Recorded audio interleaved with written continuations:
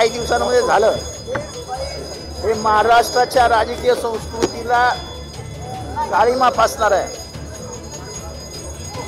आंबेडकरी चळवळीतले कार्यकर्ते संविधान वाचवण्यासाठी बाहेर आले, संविधानाला सुरक्षित ठेवण्यासाठी म्हणून रस्त्यावर आले आणि त्याच्यानंतर पोलिसांनी जो अतिरेक केला त्यामध्ये एक कार्यकर्ता सूर्यवंशी याचा कारागृहातच मृत्यू झाला। पोलिसांचा हा अतिरेक हा या सरकारची दिशा दाखवत आहे की हे सरकार कसं चालणार आहे। कुठलाही गुन्हा नसताना, कुठलीही अतिरेकी कारवाई केलेली नसताना त्यांना अतिरेकी दाखवून आंबेडकरी समर्थकांना ज्या पद्धतीने मारण्यात आलं, ज्या पद्धतीने उत्तम सूर्यवंशीचा मृत्यू झाला त्याचा आम्ही निषेध करतो। या सरकारला धारेवर धरण्याची पहिल्या दिवसापासूनच या सरकारने संधी दिलेली आहे। या सरकारची कशी आंबेडकरी चळवळीच्या विरोधातली मानसिकता आहे ही याच्यातनं दिसते। आम्ही कार्यकर्ते हे परभणीला जाणार आहोत, परभणीला भेट देणार आहोत। तसेच संतोष देशमुख या युवा सरपंचाची जी निर्गुण हत्या झाली ही देखील महाराष्ट्राच्या राजकारणाला काळिमा फासणारी आहे। त्याचे डोळे जाळण्यात आले, त्याचे पाय तोडण्यात आले, त्याचे हात तोडण्यात आले। इतक्या क्रूरपणाने एखाद्याची हत्या करणं आज महाराष्ट्राची मान शर्मेने खाली गेली आहे। महाराष्ट्रामध्ये जंगल राज सुरू झाला की काय अशी शंका आज महाराष्ट्रातला प्रत्येक महाराष्ट्र प्रेमी, मराठी मातीवर प्रेम करणारा माणूस विचारतोय। संतोष देशमुखच्या हत्येमध्ये ज्यांची नावं येत आहेत ते सगळे राजकीय सल्लागार आहेत। ज्या ज्या लोकांची नावं समोर येत आहेत ते तिथल्या एका मोठ्या राजकीय नेत्याचे जवळचे आहेत। हे आता लपून राहिलेलं नाही। फोन कोणाचे कोणाला झाले, कोणी कोणाला फोन केले हे सगळं बाहेर येत आहे। याच्यावरती एखादी SIT लावावी आणि सरकारने ट्रान्सपरन्सी दाखवावी, सरकारने पारदर्शकता दाखवावी। आतापर्यंत मागच्या 2 वर्षामध्ये 32 खून झालेत, 32। याची वाच्यता कधीच कुठे झाली नाही। वाल्मिक कराड हा बीडचा छोटा शकील आहे, म्हणजे दाऊदने आदेश द्यायचे आणि छोटा शकीलने काम वाजवायचं अशा पद्धतीच्या मुंबईमध्ये जो गँगवॉर होता तो बीडमध्ये आहे आणि बीडमध्ये वाल्मिक कराडला आदेश द्यायचा आणि वाल्मिक कराडने काम वाजवायचं। ती गेल्या 15-20 वर्षाची परंपरा आजही चालू आहे आणि संतोष देशमुखच्या हत्येमधील देखील मुख्य आरोपी हा वाल्मिक कराडच आहे। कितीही लपवण्याचा प्रयत्न केला तरी ते लपणार नाही, कारण का आता तिथली जनता जागी झाली आहे। हा जो काय अन्याय अत्याचार संतोष देशमुखवर झाला आहे हे प्रकरण दडपण्यासाठी वरनं जी काही कारवाई झालेली आहे ती विरोधी पक्ष म्हणून आम्ही दबू देणार नाही। आम्ही बीडलाही भेट देणार आहोत, आम्ही परभणीलाही जाणार आहोत आणि महाराष्ट्राला या संपूर्ण प्रकरणाबाबत अवगत करणार आहोत। आत्मीय साक्षीदार आहेत।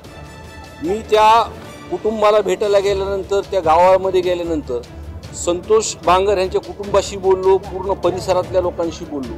अतिशय दहशतीचं वातावरण गावामध्ये, मतदारसंघामध्ये आणि जिल्ह्यामध्ये झालेलं आहे। सगळ्यात महत्त्वाचा विषय जे काही गुन्हे दाखल झालेत ह्या संदर्भातले, त्याच्यामधले काही गुन्हेगार तर अटकच नाही आहेत, ते फक्त गुन्हा त्यांनी सांगण्यावरून त्यांनी केलेले हे प्रमुख गुन्हेगार नाही।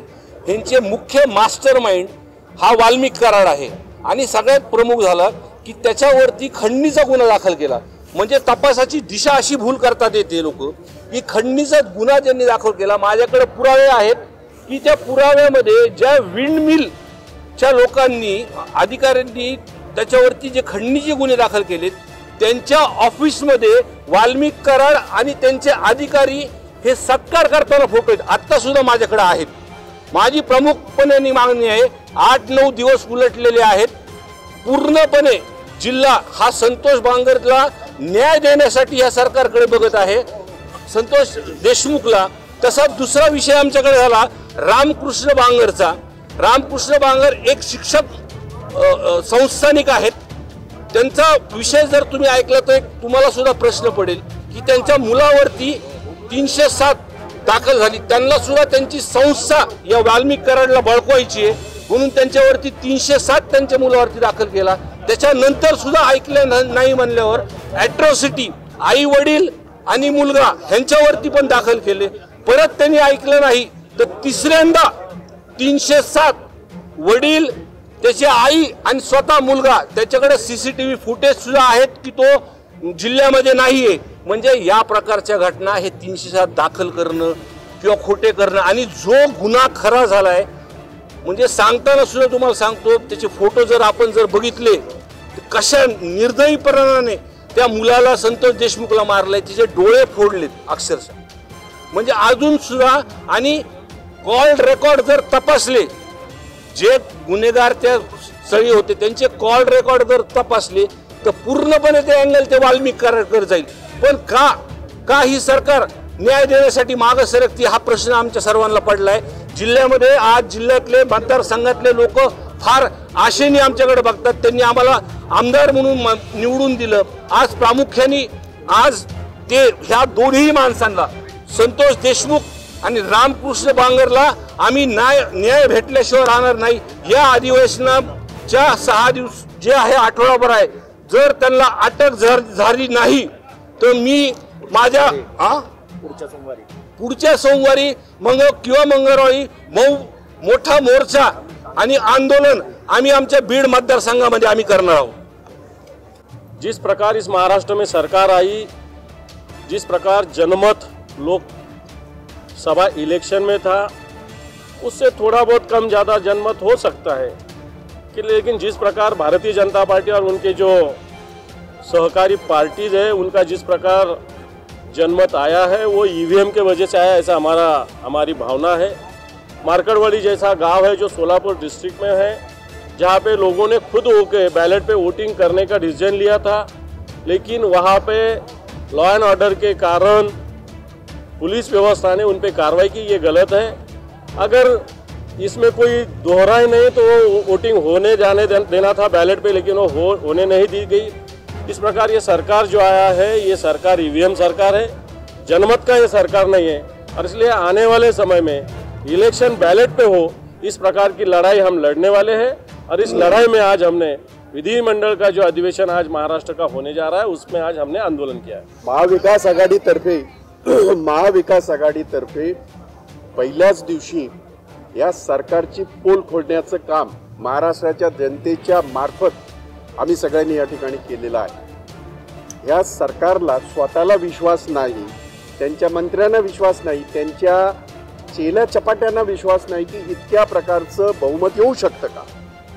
आता हा आमचा आरोप असू शकेल कदाचित, परंतु या राज्यामध्ये वाढलेले 70 लाख मतदान हे कुठून आलं? आकाशातनं पडलं का?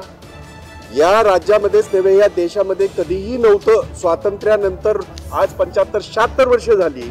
गेल्या 10 वर्षामध्ये रात्री 11 वाजता हे इलेक्शन कमिशन हे काढतं, पत्रक काढतं, रात्री 11 वाजता प्रेस कॉन्फरन्स घेते.